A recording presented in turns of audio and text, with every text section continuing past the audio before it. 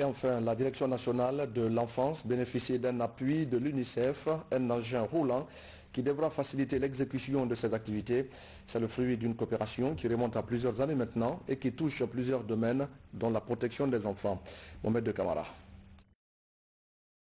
Le suivi des programmes de protection des enfants en Guinée reste assujetti à un travail de terrain. De Conakry jusque dans la dernière préfecture du pays, les cadres de la Direction nationale de l'enfance sont engagés à promouvoir les droits les plus élémentaires des enfants. Pour être opérationnels, ils sont dotés des moyens de déplacement offerts par son traditionnel partenaire UNICEF. Comme vous le savez, ces 2 dernières années, nous avons beaucoup travaillé sur l'élaboration de stratégies, sur la révision du Code de l'enfant, sur la révision de la politique. Et maintenant, nous sommes dans la phase de mise en œuvre effective.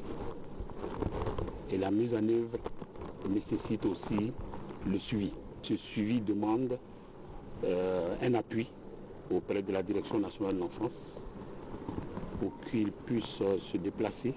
L'acquisition de ce véhicule de marque Toyota permettra le suivi correct des engagements du gouvernement en faveur des enfants. Je voudrais témoigner toute la satisfaction et la reconnaissance de son Excellence Madame le ministre de la Promotion féminine, de l'enfance et des personnes vulnérables, aux acteurs de nos 2 institutions dont les efforts ont favorisé cet acquis.